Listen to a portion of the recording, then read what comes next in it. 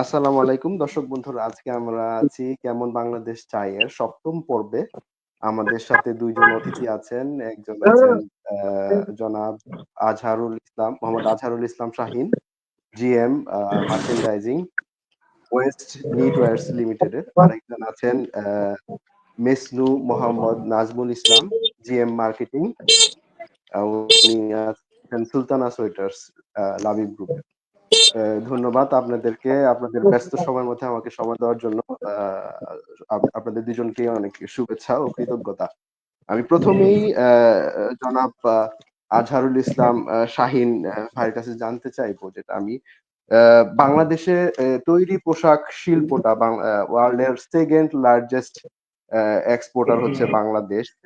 বাংলাদেশে প্রায় ৭৮% রপ্তানি আয়ের যেটা আসে, যেটা গার্মেন্টস সেক্টর থেকে।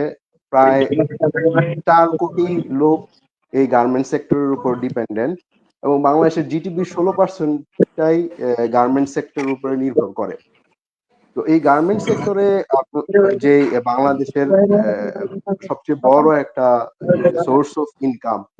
তো এই গার্মেন্টস সেক্টরের অন্যান্য তো অনেকগুলি উইং আছে যেগুলি কাজ করে, তার মধ্যে একটা বড় উইং যারা এই গার্মেন্টস সেক্টরের সামনের দিকে এগিয়ে নিয়ে যাচ্ছে, সেটা হলো মার্কেটিং সেক্টরটা। আপনারা দুইজনই মার্কেটিং সেক্টরে আছেন, যারা সামনের দিকে নেতৃত্ব দিচ্ছেন। আমি আপনাদের কাছ থেকে এই বর্তমান তৈরি পোশাক শিল্পের আহ, বর্তমান অবস্থাটা জানতে চাবো, সুবিধা অসুবিধাগুলি জানতে চাবো, এবং ভবিষ্যৎ সম্ভাবনার কথা জানতে চাবো আর কি। জনাব আজহারুল ইসলাম। ধন্যবাদ স্নিগ্ধ। আসলে কথা বলি, বাংলাদেশের বর্তমান পোশাক শিল্প পরিস্থিতি খুব বেশি ভালো না। কারণ ইতিমধ্যে তোমরা জানছো যে ইউএস এর একটা বড় ইম্প্যাক্ট আছে বাংলাদেশ গার্মেন্টস শিল্পের মধ্যে, যেটা হচ্ছে শুল্ক আরোপ করা হয়েছে ইউএস এ থেকে। এর জন্য গার্মেন্টস শিল্পের অবস্থা এখন মোটামুটি একটু শোচনীয় হয়ে যাচ্ছে। তার মধ্যে দ্রব্যমূল্য বৃদ্ধি, গার্মেন্টসের যে কমন ইউটিলিটি যেগুলো থাকে, গ্যাস, কারেন্ট, এগুলো বৃদ্ধি। পাশাপাশি এখন অন্যান্য দেশের সাথে কম্পিটিশনও অনেক বাড়ছে বাংলাদেশের। সব মিলাই আসলে আমরা খুব বেশি ভালো শেপে নাই এখন গার্মেন্টসে।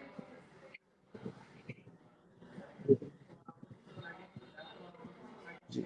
আপনি তো জনাব শাহীন, আপনি তো নিট সেক্টরে আছেন। আপনি যদি একটু নিট সেক্টরটা যদি একটু ডিফাইন করতেন, আসলে এটা কি, জিনিসটা কি দর্শকের সুবিধার্থে। আসলে গার্মেন্টসে মূলত তিন ধরনের প্রোডাক্টই তৈরি হয়: নিট, ওপেন, আর একটা হচ্ছে সোয়েটার, যেটাকে জি অনেকে হেভি নিটও বলে। নিটটা হচ্ছে আমরা মূলত, আমি যে সেক্টরে আছি সেটা হচ্ছে সার্কুলার নিট প্রোডাক্ট। জি তো আমাদের তৈরি পোশাকটা আসলে আমাদের জিনিসটা হচ্ছে সুতার উপরে। আমরা সুতা ইম্পোর্ট করি, সুতা ক্রয় করার পর আমরা নিজেরা নিটিং করি, কাপড়টা তৈরি করি। সেখান থেকে আমরা কাপড়টাকে বুনন করার পরে আমরা রং দেই, যেটাকে ডাইং বলে আমাদের বাসায়, ডাইং করি। তারপর হচ্ছে কাটিং, সুইং, প্রোডাক্ট তৈরি করা। এটা হচ্ছে আমাদের এরিয়া। জি তো এখানে সুতা ক্রয়ের ক্ষেত্রে ম্যাক্সিমাম সময় দেখা যায় আমরা লোকালের উপরেই 80% ডিপেন্ডেন্ট, এবং 20%-এর মতো আমরা ইম্পোর্টও করি। তো যেহেতু ইম্পোর্ট সুতার উপরে আমরা নর্মালি জিএসপি পাই না, যে জন্য ইম্পোর্ট সুতার প্রতি আমরা উৎসাহিত হই না, নিরুৎসাহিত হয়। এই মোটামুটি আমাদের এরিয়া হচ্ছে এটা, নিট প্রোডাক্টের। আচ্ছা, ঠিক আছে। আমি এখন একটু জনাব মেসনু মোহাম্মদ নাজমুল ইসলাম থেকে একটু শুনবো। জনাব নাজমুল, আপনি যদি একটু আপনার সোয়েটার সেক্টরটা যদি একটু বলতেন ছোট করে বোঝার জন্য।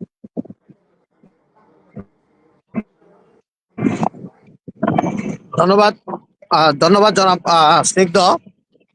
অ্যাকচুয়ালি শাহিন ভাই যেটা বলতেছিলেন, বর্তমান বাংলাদেশের পোশাক শিল্পের অবস্থা খুব একটা, আমরাও গত 1 বছর বা আলটিমেটলি কোভিড-19 পর থেকে আমরা এটাকে ভালো বলতে পারতেছি না। মার্কেট এখন দিন দিন অনেক চ্যালেঞ্জ হয়ে যাচ্ছে। বিশেষ করে ইউরোপ মার্কেট এর অবস্থা বর্তমান খুবই খারাপ। পাশাপাশি গত কয়েক মাস যাবৎ ইউএসএ থেকে যে ট্যারিফ নতুন করে অ্যাড হয়েছে, এটার জন্য আমরা ইউএসএ মার্কেটেও আমাদের অবস্থা খুব একটা ভালো না। সো আমরা এখন বাংলাদেশের পোশাক শিল্পের অবস্থা একদম খুব বেশি ভালো অবস্থানে আছি, বা ভবিষ্যতে আমাদের ভালো অবস্থানে যাবে এটা বলাটা খুব টাফ। সো এক মুহূর্তে ওয়ার্ল্ড মার্কেটের সাথে তাল মিলিয়ে যদি বাংলাদেশের পোশাক শিল্পের অবস্থা চিন্তা করা যায়, আমরা বলবো যে মোটামুটি একটা পর্যায়ে আমরা আছি, কিন্তু আমরা ভালো একটা অবস্থানে আছি এটা আমরা বলতে পারতেছি না। বিশেষ করে সোয়েটার, শাহিন ভাই যেটা বলতেছিলেন নিট, আমি বলবো সোয়েটারেও আমাদের পর্যাপ্ত অর্ডারের অভাব আছে। আমরা অনেক কারখানা এখন বাংলাদেশে বন্ধ হয়ে যাচ্ছে, অনেক ওয়ার্কাররা বেকার হয়ে যাচ্ছে। তো সবকিছু মিলিয়ে আমরা খুব একটা ভালো অবস্থানে আছি, আমরা এই কথাটা বলতে পারতেছি না। জনাব নাজমুল, আপনি যেটা অ্যাড করলেন যে অনেক কারখানা বন্ধ হয়ে যাচ্ছে, এটা কি বর্তমানে বাংলাদেশের রাজনৈতিক অস্থিতিশীলতার জন্য, নাকি এটা বৈশ্বিক অবস্থার জন্য এটা দায়ী, বা নাকি আমাদের যে কম্পিটিটর দেশগুলি আছে তাদের অবস্থান অনেক ভালো হয়ে যাওয়াতে আমরা পিছিয়ে পড়ছি? আমি আমি যদি বলি, তিনটা কথাই আপনি অলরেডি বলে দিয়েছেন, যে অনেকগুলা ইস্যু আপনি এখানে বলে দিয়েছেন, যে বর্তমান বাংলাদেশের রাজনৈতিক অবস্থা ইটস ওয়ান ইস্যু। জি, বর্তমান বাংলাদেশের রাজনৈতিক অবস্থা ইটস ওয়ান ইস্যু, যে বাংলাদেশের জি, রাজনৈতিক একজন গণতান্ত্রিক সরকার বা সাস্টেনেবল গভর্নমেন্ট না থাকার কারণে অনেক বায়াররা বাংলাদেশে এসে অর্ডার দিতে বা তারা বাংলাদেশের সাথে নতুন করে বিজনেস পার্টনারশিপ নিতে খুব আগ্রহ দেখাচ্ছে না। It's one factor. বৈশ্বিক ইস্যু ইটস সেকেন্ড ফ্যাক্টর। বৈশ্বিক ইস্যু অংশ জড়িত, যে বৈশ্বিক ইস্যু থাকার কারণে, যে আমি মনে করতেছি বাইরের অনেক দেশের যে সমস্যাগুলোর কারণে আমাদের পর্যাপ্ত অর্ডার অভাব। পাশাপাশি আমাদের কম্পিটিটর ভিয়েতনাম, কম্বোডিয়া, তারাও আমাদের কম্পিটিটর। কিন্তু যদি আমি এক কথায় বলতে চাই, তিনটা ইস্যু এখানে জড়িত। নট অনলি বাংলাদেশের ইস্যু, বৈশ্বিক ইস্যু, আমাদের কম্পিটিটর, আর অ্যানাদার ইস্যু আমাদের ব্যাংক থেকে ফ্যাক্টরি গুলার পর্যাপ্ত সাপোর্টের অভাব। তারপর বাংলাদেশের ইলেকট্রিসিটি এবং বিদ্যুৎ, যদি আমি বলি এক কথায় ইউটিলিটি সার্ভিসেরও পর্যাপ্ত অভাবের কারণেও আমাদের অনেক সমস্যা হচ্ছে। জি। এ, জনাব শাহিন, আপনি যদি এই বিষয়ে একটু বলতেন, আসলে এগুলি থেকে উত্তরণের কোনো উপায় আছে কি আমাদের আসলে, না এগুলির ভিতর থেকে আমরা কিভাবে যেতে পারি সামনের দিকে? আসলে আমার ব্যক্তিগত অভিমত যেটা, আমি কিন্তু জি, প্রচুর ইউরোপিয়ান ফেয়ার যেটা হয় সেখানে পার্টিসিপেট করে দেখেছি। বাংলাদেশের লোকজন ব্র্যান্ডিং এ অনেক উৎসাহে আছে। জি, আপনি যদি সে এক্সাম্পল একটা ফেয়ারে যদি 100টা স্টল থাকে, সেখানে বাংলাদেশি স্টল থাকে অনেক 5টা। জি, বাংলাদেশি যারা গার্মেন্টস ব্যবসা করে তারা টোটালি ইউরোপে ডিপেন্ডেন্ট। ইউরোপিয়ানরা তাদেরকে ডিজাইন পাঠাবে, তারা ডিজাইনটা কপি করবে, কপি করে তারা একটা প্রাইস অফার করবে এবং ওই প্রাইজের সাথে তারা অর্ডারটা করবে। বাংলাদেশের যত গার্মেন্টস ব্যবসায়ী আছে সবাই হচ্ছে এই মাইন্ডসেটে তারা অভ্যস্ত। তারা জি। নিজেরা ব্র্যান্ডিং করবে, তাদের পোশাকগুলো যে তারা নিজেরা ব্র্যান্ডিং করে বিভিন্ন শপ ওপেন করবে ইউরোপে, এটা এখনো কোনো বাংলাদেশিকে আমি দেখি না ইউরোপ হবে যেতে, আচ্ছা, যেটা আসলে এটা সম্ভাবনা দেশে আছে, এটার ইউরোপে আছে। প্রতিবন্ধ জি, এটার প্রতিবন্ধকতাটা কি মনে করেন আপনি? বাংলাদেশে তো অনেক বড় বড় ব্যবসায়ী আছেন যারা ব্যবসা করতেছেন। এখন তারা কি জন্য আসলে তাদের ব্র্যান্ডটাকে নিয়ে বাংলাদেশের বাইরে যায় না, ইউরোপ বা আমেরিকাতে যায় না? এটা একটা মানে আমি ২ টা জিনিস উল্লেখ করতেছি আপনাকে। এটাতে যেটা, বাংলাদেশে ব্যবসা করার ক্ষেত্রে তারা যেই ধরনের প্রণোদনা পেয়ে থাকে গভর্নমেন্ট থেকে, সেটার কারণে বা ট্যাক্স মকুফ নানান ধরনের এইসব মানে সুবিধার কারণে কি তারা ব্যবসাটা ওইভাবে স্পেন্ড করতে চায় না ইউরোপের মার্কেটে, যে ওইখানে গেলে হয়তো সে হাইলাইটেড হয়ে যাবে, সেই সুযোগ সুবিধা পাবে না? মানে এই ধরনের কারণ কি আছে আপনার মনে করেন? আমার মনে হয় যে এখানে আসলে অভিজ্ঞতার একটা ব্যাপার আছে। বাংলাদেশের ব্যবসায়ীরা আসলে ওইরকম অভিজ্ঞ না যে সে ইন্টারন্যাশনাল লেভেলে তার প্রোডাক্টটাকে সে প্রেজেন্ট করবে। জি, সেক্ষেত্রে ইনভেস্টমেন্টেরও ব্যাপার আছে। আমার মনে হয় যে গভর্নমেন্ট থেকেও সেরকম প্রপার সাপোর্ট বা ইনভেস্টমেন্ট সাপোর্টটা দেওয়া হয় না। এই সেক্টরে আসলে আমরা যারা কাজ করতেছি বা আমরা দেখতেছি মালিকরা যারা এই সেক্টরটা চালাচ্ছে, তারা আসলে টোটালটা নিজ উদ্যোগে চালাচ্ছে। এখানে গভর্নমেন্টের খুব বেশি ইনফ্লুয়েন্স কিন্তু নাই আমাদের এখানে। আপনি আচ্ছা, প্রত্যেকটা সেক্টর এখনো দুর্নীতিতে ভরা। আপনি একটা ইউডি করতে যাবেন, সেখানে আপনাকে দুর্নীতি টাকা দিতে হবে। আপনি যাই কিছু করতে যাবেন, প্রত্যেকটা সেক্টরে আপনি পোর্টে, ইভেন পোর্টে মালটা পাঠাবেন, সেখানেও আপনার প্রতি টেবিলে এখন পর্যন্ত দুর্নীতি আছে। জি। আর আপনি যেহেতু যদিও একটা সেটা ভালো কথা ওপেনলি আসলে কেউ বলে না। নিয়ে আসছেন সামনে, যেটা পোর্টের কথা বললেন। আমরা কিছুদিন আগে জানতে পেরেছিলাম যে ইন্ডিয়া আমাদের পার্শ্ববর্তী দেশ, যেটা আমাদের এক্সপোর্ট করার ক্ষেত্রে আমাদের ইন্ডিয়া হয়ে আমাদের এক্সপোর্ট করতে হতো। সেক্ষেত্রে বাংলাদেশ বর্তমান সরকারের কোনো উদ্যোগ কি আসছে যে আমরা সরাসরি বাংলাদেশ থেকে এক্সপোর্ট করতে পারি সহজে, খুব অল্প সময়ে যাওয়ার জন্য? এই ধরনের কোনো উদ্যোগ কি অলরেডি গ্রহণ করা হয়েছে? বা সরি, আমি আসলে প্রশ্নটা বুঝি নাই। মানে কিছুদিন আগে আমাদের পার্শ্ববর্তী দেশের ইন্ডিয়া থেকে আমাদের যে পণ্য পরিবহন ব্যবস্থাটা, ইন্ডিয়ার সাথে ভিসা বন্ধ বা পণ্য পরিবহন ব্যবস্থার ইয়াটা বন্ধ করে দিয়েছিল। বাংলাদেশের ট্রাকগুলি ঢুকতে পারতেছিল না আরকি ইন্ডিয়ার বর্ডার দিয়ে। যে কারণে আমরা জানতে পেরেছিলাম যে অনেক এক্সপোর্ট আটকিয়ে গিয়েছিল আরকি। যেটা আমাদের মেক্সিমাম এক্সপোর্টটাই ইন্ডিয়া হয়ে ইউরোপ বা অন্যান্য দেশে যেটা যায় আরকি। সেটা বাংলাদেশ থেকে না, না, সরাসরি এটা আসলে হয় না। নরমালি এই এই এই খেলাটা আসলে খেলছে হচ্ছে বাংলাদেশের লোকাল স্পিনাররা। আচ্ছা, আচ্ছা। কিছুদিন আগে আমাদের সুতার যে প্রাইস, সেটা ইন্ডিয়ার জি, সুতার প্রাইসটা ছিল অনেক কম, যেটা লোকাল জি, সুতার প্রাইসটা ছিল অনেক বেশি। তো তখন কি করলো, সবাই ইন্ডিয়া থেকে সুতা ইম্পোর্ট করা শুরু করলো। তো জি, এই সুতার ইম্পোর্টটাকে বন্ধ করার জন্য লোকাল যে কাস্টমসের লোকজন আছে, তারা কি করলো, তারা ইন্ডিয়ান সুতার উপরে একটা এম্বার্গো দিল, যে এখন থেকে জি, বেনাপোল দিয়ে কোনো সুতা আর বাংলাদেশে ইম্পোর্ট করা যাবে না। জি। এটা আসলে একটা জাস্ট একটা প্রচেষ্টা বাংলাদেশি স্পিনারদের সুতার প্রাইসটাকে আপ করার জন্য। আচ্ছা, আচ্ছা। কিন্তু আসলে গ্লোবালি আপনি জানেন যে আমি বেনাপোল ছাড়াও আমি কিন্তু সিপোর্টের মাধ্যমে আমি সুতা আনতে পারি। জি, জি, সুবিধাটা কি ছিল, বেনাপোলে আমি 7 দিনে যে সুতারা ইন্ডিয়া থেকে নিয়ে আসতে পারতাম, সিপোর্টের মাধ্যমে আমার সেটা আনতে গেলে আমার 1 মাস 40 দিন সময় লাগে।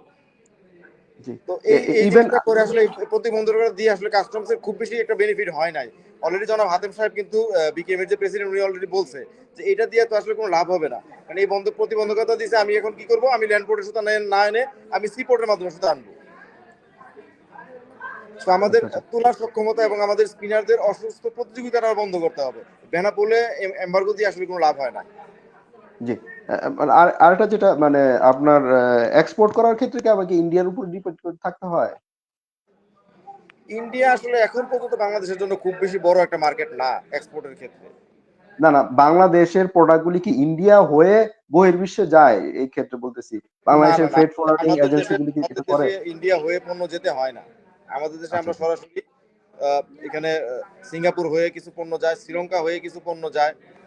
জি, তো জি। আমাদের নরমালি ইন্ডিয়া হয়ে আমাদের কোনো পণ্য ইউরোপে বা আমেরিকায় যেতে হয় না। যেতে হয় না। আচ্ছা, আচ্ছা। মাঝখানে একটা শোনা গিয়েছিল যে মানে ইন্ডিয়া হয়ে গেলে খুব তাড়াতাড়ি এই ইউরোপের মার্কেটে পৌঁছাইতে পারে আরকি, এবং কস্টটা কম। যেটা বলতেছিল যে ইন্ডিয়া থেকে ফ্রেট এর কস্টটা কম বাংলাদেশের তুলনায়। বাংলাদেশ থেকে সরাসরি করতে গেলে যে খরচটা হয়, ইন্ডিয়া থেকে করতে গেলে সেই খরচটা হয় না। সেই ক্ষেত্রে অনেক ব্যবসায়ীরা ইন্ডিয়া থেকে করার জন্য চুজ করতেন আরকি। আ এখন আপনার কি মনে হয় যে মানে আমরা কি করতে পারি আসলে এই সেক্টরটারে টিকিয়ে রাখার জন্য? না বা আমি কিছুদিন আগে যদি আমি বলি, জনাব ফরহাদ মাজার তিনি একটা কথা বলেছিলেন যে এই সেক্টর থেকে এ মানে বেরিয়ে আসতে হবে আমাদের ব্যবসায়ীদেরকে। অন্য সেক্টরের কথা চিন্তা করতে হবে। কারণ এই সেক্টরে হয়তো আমরা অত ভালো করতে পারব না। তো আপনারা যেহেতু বাজারজাতকরণে আছেন, আপনাদের কি মনে হয় আসলেই কি বাংলাদেশকে এই সেক্টরটা থেকে আস্তে, আস্তে সরে আসতে হবে? তা আসলে এত বড় সেক্টর থেকে বাংলাদেশ খুব সহসায় সরে আসতে পারবে না, এটাও সত্য। এখন আসলে বাংলাদেশে আধুনিকায়ন করা ছাড়া বা এই সেক্টরটারে আগায় নেওয়া যাওয়া সম্ভব না। এখন আপনাকে ডিজাইনের উপরে মনোযোগী হতে হবে। আপনি ইউরোপিয়ান ডিজাইন কপি না করে আপনি নিজস্ব ডিজাইন ক্রিয়েট করেন। আপনি 100 ডিজাইন ক্রিয়েট করে বায়ারকে অফার করেন। সেখান থেকে হয়তো আপনার ইনিশিয়ালি 2টা 4টা 5টা বায়ার নিবে। যেই ডিজাইন হাউসগুলোকে আপনি অ্যাক্টিভ করতে হবে। এখন অলরেডি কিছু কিছু গার্মেন্টস এটা শুরু করেছে। তারা নিজস্ব ডিজাইন হাউস করতেছে, তারা অফার করতেছে ইউরোপিয়ানদেরকে। আপনার প্রোডাক্টটা ব্র্যান্ডিং করতে হবে। আপনার প্রচুর ইউরোপিয়ান গার্মেন্টস ফেয়ার গুলো হয়, সেখানে পার্টিসিপেট করতে হবে। এইভাবে আসলে নিজের দেশকে ব্র্যান্ডিং করতে হবে, তাইলে যদি পোশাক শিল্পে কিছুটা সুদিন ফিরে আসে। জি, ধন্যবাদ জনাব আজহার। অ্যা নাজমুল ইসলাম ভাই, আমি আপনার কাছ থেকে জানতে চাচ্ছিলাম যে যেটা আজহার শাহীন ভাই বলছিলেন যে মানে আমাদের দেশের মালিক গার্মেন্টস সেক্টরটা যে তারা মানে ইউরোপের মানে তাদের ব্র্যান্ডটাকে দেশের বাইরে নিয়ে যাচ্ছে না আরকি। সেক্ষেত্রে আপনার মতামতটা কি? মানে কি কারণে আসলে পাচ্ছে না? এখানে বলতে গেলে আমি যদি বলতে হয় বাংলাদেশের আসলে ওনার কথার সাথে আমি অনেকটা একমত। আমাদের দেশে পর্যাপ্ত শাহিন ভাই যেটা বললেন যে ডিজাইনের বা আমাদের নিজেদের ক্রিয়েটিভিটির অনেকটা অভাব আছে। তবে এটাও সত্য, এখন আমরা অনেকেই আমাদের ওন ডিজাইনারদের মাধ্যমে এবং আমাদের ওন মোডবোর্ডের মাধ্যমে আমরা অনেক জায়গায় উপস্থাপন করতেছি। এখন অনেক কাস্টমারই আমাদের বাইরের কাস্টমার এখন আর আমাদেরকে ট্যাগ প্যাক দিচ্ছে না, বা তারা আমাদেরকে বলতেছে যে সিজন ওয়াইজ আমরা যেন আমাদের প্রেজেন্টকে সামনে দেই। এবং পার্সোনালি যদি আমিও বলি, আমারও এরকম অনেকগুলো স্টাইলে আমরা করেছি, যারা আমরা স্টাইল সিলেকশন করে পাঠাইছি বা এরা ওকে করে দিয়েছে। সো এই ক্ষেত্রে বাংলাদেশ এগিয়ে যাচ্ছে এবং এখানে বাংলাদেশ এগিয়ে যাওয়ার মতো অবস্থা তৈরিও হয়েছে। বাট দরকার ভাইয়া একটু আগে জাহিন ভাই যেটা বললেন যে আমাদের সরকারের পর্যাপ্ত সাপোর্ট, আমাদের দেশের সমস্ত যারা কর্ণধার আছেন তাদের সাপোর্ট, যদি এখানে এই সাপোর্ট গুলো পাওয়া যায়, আমাদের যে বিশ্ববিদ্যালয়গুলোতে পড়াশোনা করানো হয় আহ যেখানে এখানে যদি সার্টিফিকেট বিক্রি না করে বা শুধু সময়কে পাস না করে সঠিক কিছু জ্ঞান আমাদের ছেলেদের মধ্যে দিয়ে দেওয়া যায়, এখানে অনেকটা সরকারের উদ্যোগ গ্রহণ করতে হবে। সবাই মিলে যদি আমরা উদ্যোগ গ্রহণ করি, আমরা অবশ্যই এই সেক্টরকে এগিয়ে নিয়ে যেতে পারবো। এবং আমি মনে করি এখনই এরকম সময় এখনো বাংলাদেশে আসে নাই যে তৈরি পোশাক শিল্প বাংলাদেশ থেকে বন্ধ হয়ে যাবে বা বাংলাদেশ থেকে চলে যাবে। কারণ এই সেক্টর অনেক বড় সেক্টর এবং সহসাই এই সেক্টর বন্ধের বা এই সেক্টরের সাথে বহির্বিশ্বের ব্যবসা বন্ধ হয়ে যাওয়ার মতো কোনো অবস্থা এখনো তৈরি হয় নাই। আমরা আশার আলো দেখতেছি। তবে সমস্যার মধ্যে আমাদেরকে সমাধান করে নিতে হবে। এবং আমরা বাংলাদেশে বর্তমানে যদি আমি মনে করি যদি কোনো না কোনো কারণে এই শিল্পে কোনো সংকট অথবা এই শিল্পে কোনো সমস্যা দেখা দেয়, তাহলে বাংলাদেশের অনেক লোক বেকার হয়ে যাবে, যার বেকারত্বের সামাল দেওয়া অন্য কোনো বিকল্প কোনো সেক্টর বাংলাদেশে তৈরি হয়েছে বলে আমি মনে করি না। ইভেন বাংলাদেশ সরকার এবং বাংলাদেশের সমস্ত রাজনৈতিক দল মিলিয়ে যদি চেষ্টা করে এই সমস্যাকে সমাধান করতে পারবে না। সো বাংলাদেশে যারা আছেন সবাইকে বহির্বিশ্বের সাথে তাল মিলিয়ে এই শিল্পকে ধরে রাখার জন্য যা যা করা দরকার সবকিছুই করার উদ্যোগ গ্রহণ করতে হবে, এটা আমি মনে করি। জি, জনাব নাজমুল ইসলাম, আসলে বাংলাদেশের নীতি নির্ধারকরা যারা আছেন ম্যাক্সিমামই কিন্তু এই ব্যবসার সাথে জড়িত। বাংলাদেশের যত ধনী আছেন, বাংলাদেশের মোটামুটি ধনী যা বলা যায়, কারণ বাংলাদেশের রপ্তানি আয়ের ৭৮% আসে এই সেক্টরটার থেকে। তারা আসলে তাদের এই সেক্টরটার জন্য কিছু করছেন না কেন? আমরা তো প্রায়ই শুনি যে এই সেক্টরের যে লসটা আছে সেটা মেকওভার করার জন্য প্রণোদনা দেওয়া দিচ্ছে গভর্নমেন্ট। তারপরে বিভিন্ন শ্রমিক অসন্তোষগুলি দেখা যায়, এগুলি গভর্নমেন্টের কারণে হয় না, এগুলি আসলে মালিক পক্ষেরও কিছু ভুল সিদ্ধান্ত থাকে যেগুলির কারণে হয় না। আসলে শ্রমিক প্রণোদনা বা সরকারের উদ্যোগ আমরা যদি বলি, বাস্তব অর্থে আমরা এখানে কোনো সুবিধা আমরা পাই বলে মনে হয় না। আর শ্রমিক অসন্তোষ যদি বলি, এখানে আসলে মালিক পক্ষের গাফিলতি আমরা খুব একটা দেখি না, কিন্তু অসন্তোষ গুলা বিভিন্ন রাজনৈতিক দলের বিভিন্ন নেতাদের কোন দলের কারণে, এবং অনেক সময় অনেক রাজনৈতিক ফায়দা হাসিলের জন্য অনেক ফেডারেশন অথবা অনেক ট্রেড ইউনিয়নের লোকজন বিভিন্নভাবে তাদের নিজেদের স্বার্থ বা ফায়দা হাসিলের জন্য অনেকগুলা কাজ করে থাকেন। এবং শ্রমিক অসন্তোষের আপনি যদি অনেকগুলা শ্রমিক অসন্তোষের পরে তদন্ত করেন বা এর ডিপে যাওয়ার চেষ্টা করেন, ম্যাক্সিমাম শ্রমিক অসন্তোষেরই কোনো মেজর রিজন খুঁজে পাবেন না। এমনও ফ্যাক্টরি আমি দেখেছি যে ফ্যাক্টরিতে মাসের অন টাইমে বেতন দেওয়া হয়, তাদেরকে হাজিরা বোনাসের টাকা দেওয়া হয়, তাদেরকে তাদের রিজাইনের বেনিফিটে টাকা দেওয়া হয়, তাদেরকে সাপ্তাহিক ছুটি দেওয়া হয়, ওভার টাইমের টাকা দেওয়া হয়। তারপরও তারা অলিখিত মানে কিছু কারণে অসন্তোষ গুলোকে তৈরি করে, যেটা পরিবেশকে নষ্ট করে। আর একটা ফ্যাক্টরিতে একবার যদি একটা আনরেস্ট দেখা দেয়, তার রেশ কাটতে কিন্তু অনেকদিন সময় লাগে। কেন যেন আমাদের শ্রমিকরা এই জিনিসগুলো বোঝে না। যে তারা যদি অসন্তোষ তৈরি করে, এই অসন্তোষ কিন্তু তাদের জন্য ভালো বয়ে আনে না। সো আমি এখানে শুধু মালিকদেরকে দায়ী করব তা না, মালিকদের পাশাপাশি আমাদের দেশের রাজনৈতিক পরিস্থিতি, আমাদের দেশের আর্থসামাজিক প্রেক্ষাপট, অনেক কিছু ঘটনাগুলি এখানে দায়ী হয়ে ওঠে। জি। জনাব আজহার শাহীন, আপনার মতামত কি জনাব নাজমুল ইসলামের সাথে আপনি কি একমত মনে করেন এই বিষয়ে, না অন্য? আসলে আমি মেসরুর সাথে একমত, এবং এই মাল্টিপল ফ্যাক্টর আসলে কাজ করে আমার কাছে যেটা মনে হয়। কারণ এখন বাংলাদেশের যেই কমপ্লায়েন্স বা গার্মেন্টস গুলোর যেই নিয়ম শৃঙ্খলাভাবে চলে, এখানে কিন্তু কোনো মালিকের বেতন না দেওয়ার নাই, ওভারটাইম কাটার কোনো সুযোগ নাই, আগের মতো আপনার ফ্যাক্টরি তালা মেরে ফ্যাক্টরি চালানোর কোনো সুযোগ নাই। এখন প্রত্যেক ক্রেতা সংস্থা তারাও অনেক টুলসেরা বিশ্লেষণ করে তারপরে অর্ডারগুলো প্লেস করে আমাদের এখানে এখন অ্যাকর্ড আছে, অ্যাকর্ড অ্যালায়েন্স, তারাও মনিটর করতেছে গার্মেন্টসের। তো এখানে আসলে আমার কাছে মনে হচ্ছে যে বহির্বিশ্বের বিভিন্ন আমাদের কম্পিটিটর ইন্ডিয়া, তো তারাও হয়তো এখানে কোনো কিছু করতে পারে শ্রমিক অসন্তোষের জন্য। তো এই সবগুলো দিক খেয়াল করে আসলে আমাদের মালিকদের বা আমাদের সবারই কার্যদর্শটাকে টিকিয়ে রাখা দরকার। তো আমরাও কাউন্সিলিং করতেছি লোকজনকে, ম্যানেজমেন্টে যারা আছি আমরা প্রতিনিয়তই ওয়ার্কারদের কাউন্সিলিং করি যে আসলে অসন্তোষ করে কোনো লাভ নাই, নিজেরই লস। একটা গার্মেন্টে যদি একবার বন্ধ থাকে সেখানে আমারও লস, ওরও লস, মালিকের লস। এই জিনিসটাকে তাদের মাথায় ঢুকাইতে হবে শ্রমিকদের। বুঝতে পারছি। বর্তমানে আসলে আমাদের কোন দেশে আমাদের ইম্পোর্টটা বেশি হচ্ছে আর কি বাংলাদেশ থেকে রেডিমেড গার্মেন্টস বলেন? কোন দেশে আমরা সবচেয়ে বেশি ইম্পোর্ট করতেছি? সরি, যে আমরা কোন দেশে সবচেয়ে বেশি ইম্পোর্ট করতেছি আর কি, এক্সপোর্ট করতেছি, সরি। আমার মনে হয় যে ভিয়েতনাম এখন খুব ভালো করতেছে। না, বাংলাদেশ থেকে কোন দেশে আমরা সবচেয়ে বেশি এক্সপোর্ট করতেছি আর কি?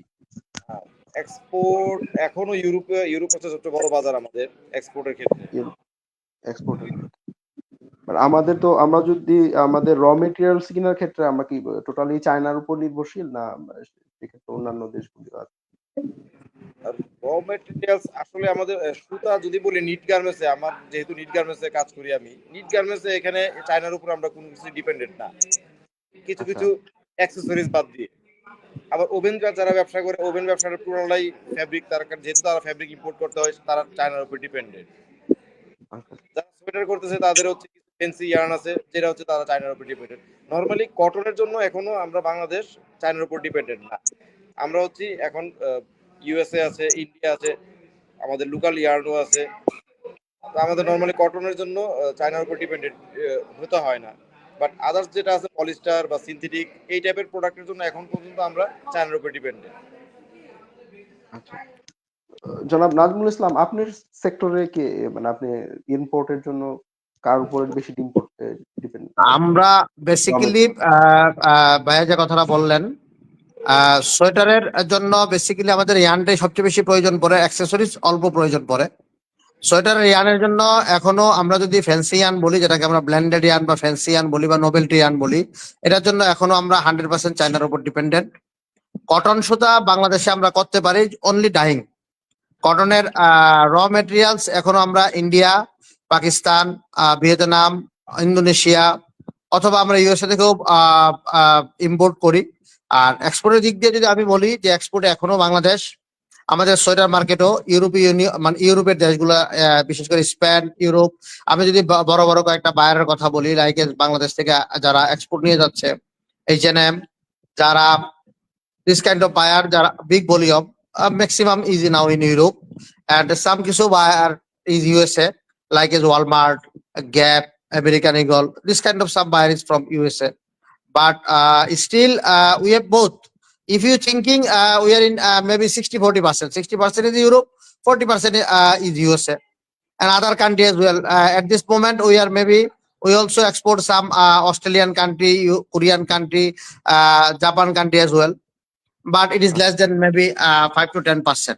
So ইম্পোর্টের জন্য আমরা এখনো প্রতিবেশী দেশ চায়নার উপরে আমরা ডিপেন্ডেন্ট, এবং sometime we are dependent on India and Pakistan. Raw materials এর ক্ষেত্রে যেটা বলছিলেন, তো জনাব আজহার শাহীন, আপনি যেটা বলছিলেন যে আমাদের গার্মেন্ট সেক্টর গুলিতে নিজস্ব ব্র্যান্ডিং করার ক্ষেত্রে আর কি, আমার কিছু সুযোগ হয়েছিল মানে ইউরোপে আসার পরে কিছু ট্রেড ফেয়ারে যাওয়ার জন্য। তো আমি ওখানে যেটা বাংলাদেশের উপস্থিতিতে খুব কমই দেখেছি, যাও ১-২ টা স্টল দেখেছি যার মধ্যে মেক্সিমামই ছিল মালিক পক্ষ। ওইখানে মার্কেটিং এর তেমন কেউ উম কাউকে আমি পাই নাই আরকি। যে কারণে আমার কাছে মনে হচ্ছিল যে প্রেজেন্টেশনটা তারা ঠিকভাবে করতে পারতেছিল না। বা আমার কাছে যেটা মনে হচ্ছিল যে মালিক পক্ষ হয়তোবা মানে ফরেন ট্যুর এর জন্যই আসছে দেখার জন্য বা ইয়া করার জন্য। সেই ক্ষেত্রে যদি তার একজন এক্সপেরিয়েন্সড মার্কেটিং এর কেউ আ যদি ওইখানে ট্রেড ফেয়ার গুলিতে উপস্থিত থাকতো সেক্ষেত্রে হয়তো আ আপনার এক্সপ্লেইন করার ক্ষেত্রে ফরেন বায়ারদের এক্সপ্লেইন করার ক্ষেত্রে আরো ভালো সুবিধা হইতো। বর্তমান অবস্থাটা জানি না। কারণ বর্তমানে আমার যাওয়া হয় নাই। আরেকটা জিনিস যেটা বলছি আমি ১০-১২ বছর আগের কথাই বলছি। এখনের অবস্থানটা জানার চেষ্টা করব আপনার কাছ থেকে। সেটা হচ্ছে যে বাইং হাউস মেক্সিমামই আমি দেখেছিলাম শ্রীলঙ্কা এবং আমাদের ভারতীয়দের দখলে। বাংলাদেশী বাইং হাউসটা থার্ড পার্টি বলতে গেলে সেকেন্ড হ্যান্ড হয়ে বাংলাদেশে কাজটা তারা করতো আরকি। এখনো কি অবস্থানটা এরকম আছে না বাংলাদেশী বাইং হাউস গুলির অবস্থানও আ পরিবর্তন হয়েছে? হ্যাঁ, এখন আসলে অবস্থা এটা ঠিক আছে তোমার কথা যে ৫ বছর আগেও যদি আমরা চিন্তা করতাম ম্যাক্সিমাম বাইং অফিসের কান্ট্রি ম্যানেজার তারা হয় ইন্ডিয়ান, না হলে শ্রীলঙ্কান, না হলে পাকিস্তানি, ওনারাই থাকতো বা ইউরোপিয়ানরা থাকতো। এখন সিনারিও আসলে কিছুটা চেঞ্জ হচ্ছে। আহ, সেই ক্ষেত্রে গভর্নমেন্টের নজরদারিটা যত বাড়বে তত এই বিদেশি শ্রমিক যারা তাদেরও ইনভলভমেন্টটা কমবে আমাদের এখানে। তো আচ্ছা। এখন কিছু কিছু বাইং অফিসে এই ট্রেন্ড চেঞ্জ হচ্ছে। এখনো আমি দেখছি যে অনেক অনেক অফিসের কান্ট্রি ম্যানেজার এখন বাঙালি। আর আরেকটা কথা যেটা বললা যে আমিও আসলে নিজেও আমি বিভিন্ন ফেয়ারে ইউরোপিয়ান ফেয়ারে পার্টিসিপেট করে দেখেছি। মালিকরা সব জায়গায় নিজেরাই চলে যায়, তার কোম্পানিকে প্রেজেন্ট করতে যায়, কিন্তু আসলে তো জি, জি, সে ওই ব্যাপারে খুব বেশি এক্সপার্ট না মার্কেটিং এর ব্যাপারে। জি। একটা সময় ছিল যখন গার্মেন্টস গুলোর ভলিউম ছোট ছিল, মালিকরা নিজেরা মার্কেটিং করতো, নিজেরাই সবকিছু করতো। এখন কিন্তু এমপ্লয়ি মার্কেটিং করে, আমাদের মতো লোকজন মার্কেটিং করে এখন। তো জি। এখানে থার্ড ওয়ার্ল্ড কান্ট্রিতে আসলে আমরা বসবাস করার কারণে মালিকরা চিন্তা করে যে আমি ওকে নিয়ে যাবো ইউরোপে, তাহলে ও তো বোধহয় আর ব্যাক করবে না। আচ্ছা, আচ্ছা। চেঞ্জ হচ্ছে, ডে বাই ডে এখন চেঞ্জ হচ্ছে। এখন কিন্তু প্রচুর মার্চেন্ডাইজার, মার্কেটিং এর ম্যানেজার বা মার্কেটিং এর জিএম তারাও ফ্রিকুয়েন্টলি ইউরোপে মুভমেন্ট করতেছে, ভিসাও পাচ্ছে, ভিসা জটিলতাও এখন অনেকটা শিথিল হয়ে আসছে। তো আমরা আশা করতেছি আমাদের সক্ষমতাও আস্তে আস্তে বাড়তেছে।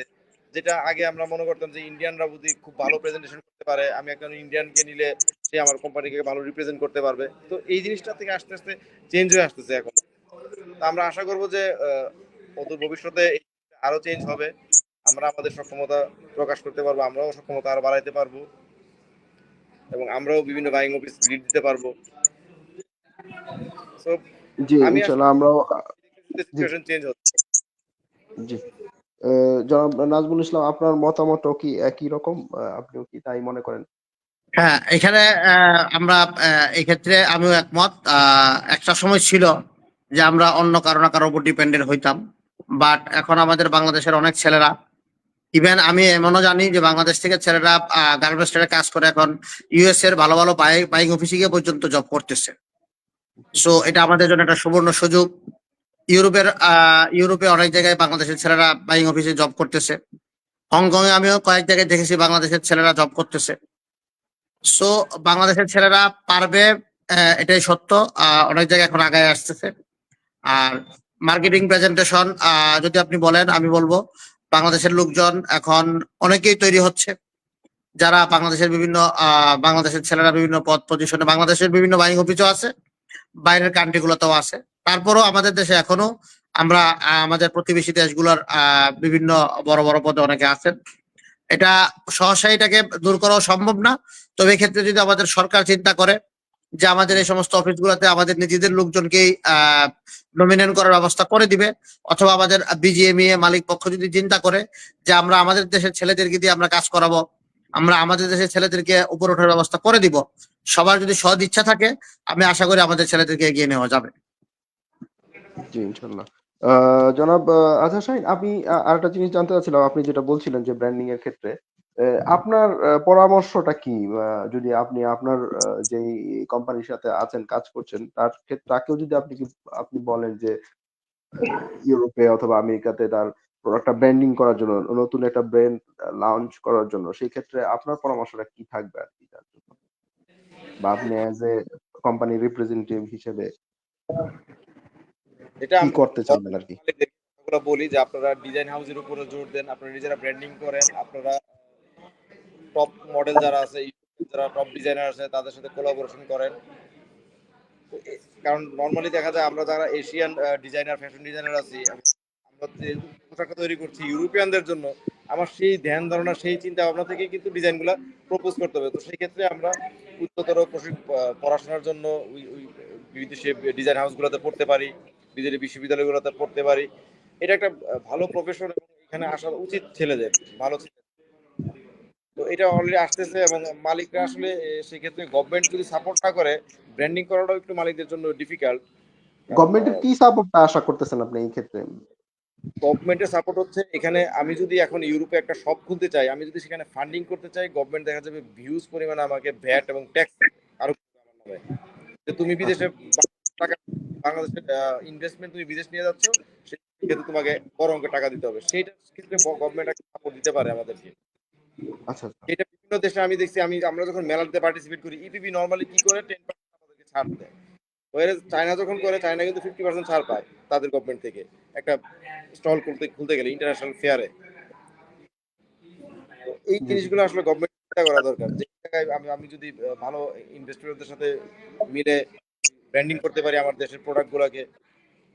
বাংলাদেশে যারা আছে, ভ্যাকসিনকো, ইয়েলো আছে, সেইলর আছে, এগুলো কিন্তু সবই যেমন সেইলর হচ্ছে ইপিলিয়নের মালিকের, ভ্যাকসিনকো, ইয়েলো জি। হচ্ছে ভ্যাকসিনকো মালিকের, স্নোটেক্স ওনাদেরও আছে সারা।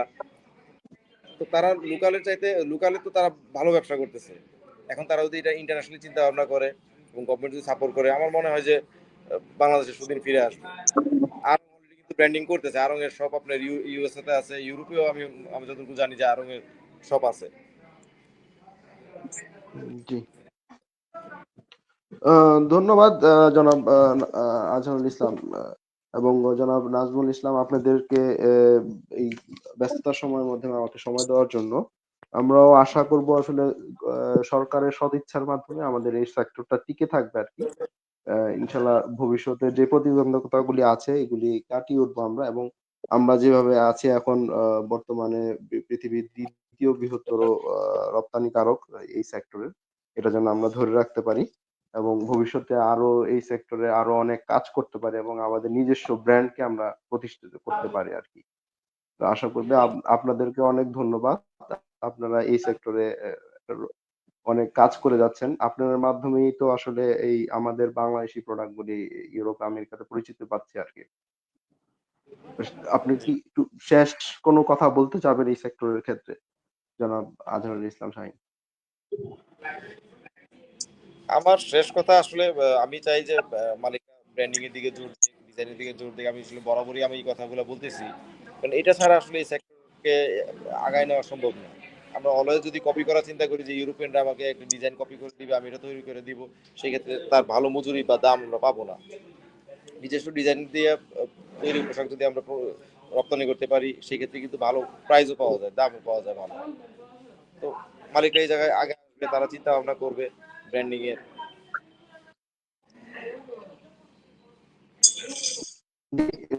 জনাব নাজমুল ইসলাম। আসলে শেষ কথা যদি বলতে চাই, আমরা সবাই মিলে যদি চেষ্টা করি, আমরা আশা করি আমাদের এই সেক্টরকে আমরা অনেক দূরে এগিয়ে নিয়ে যেতে পারবো। এক্ষেত্রে আমাদের সকলের সকলের শ্রমিক থেকে শুরু করে আমাদের সরকার, ব্যবসায়ী নেতা, বিজিএমই এর যত পরিচালক বৃন্দ আছেন, সকলের সদিচ্ছা, আগ্রহ যদি থাকে, আমরা আশা করি আমাদের এই শিল্পকে বাংলাদেশে ভালোভাবে বাঁচিয়ে রাখতে পারবো এবং আমাদের অনেক বেকার, অনেক ছেলেদের কর্মসংস্থানের ব্যবস্থা এই শিল্পের মাধ্যমে হবে ইনশাল্লাহ। ইনশাআল্লাহ। ধন্যবাদ, আবারও ধন্যবাদ আপনাদেরকে। আপনাদের প্রতি শুভেচ্ছা ও কৃতজ্ঞতা থাকলো আমার আপনাদের ব্যস্ততার মাধ্যমে সময় দেওয়ার জন্য। আসসালামু আলাইকুম। ধন্যবাদ।